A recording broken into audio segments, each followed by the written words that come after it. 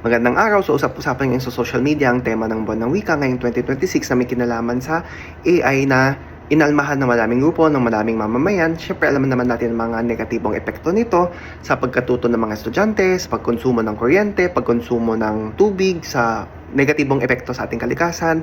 At kumakalatin ngayon ng isang post ng isang paaralan na nag-generate ng posters ang mga estudyante na gawa sa AI na umani ng maraming hahat angry reacts.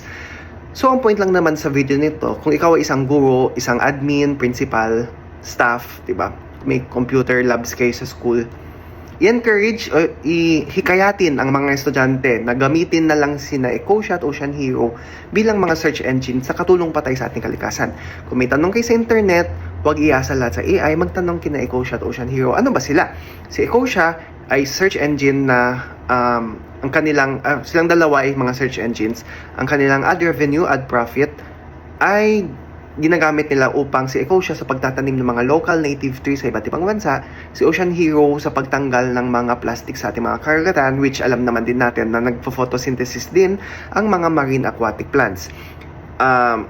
Yun, i-encourage natin bilang mga guro, bilang mga admin, school admin, pwede na to i-install sa Google Chrome kung mayroon kayong computer lab sa mga school, di ba?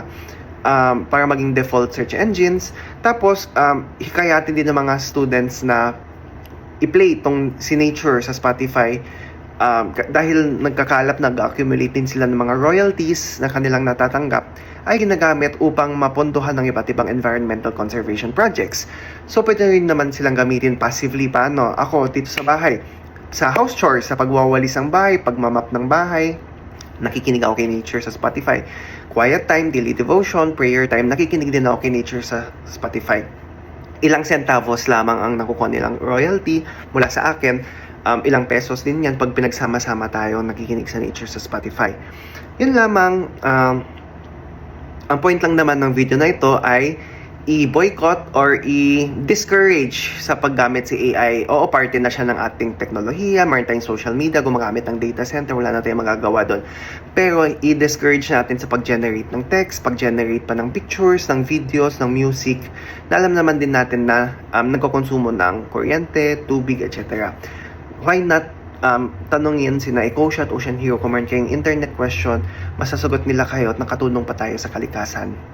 Yan lamang, maraming salamat. Nagpahabol pala para sa mga magulang, sa mga guardians na bantayan ng inyong mga anak, inyong mga chikiting, dahil ang iba sa kanila ay posibleng binabahagi sa ChatGPT, sa ibang AI, kanilang mga problema, kanilang mga struggles, tapos di tayo sigurado kung ano yung mga naipapayo sa kanila ng AI, ng ChatGPT, kung ito ba talaga ay akma o suitable sa kanila, sa inyong kalagayan, sa kanilang mga problema. Bantayan natin kasi baka mamaya iba na ang nangyayari at iba na yung naipapayo sa kanila. Yan lamang.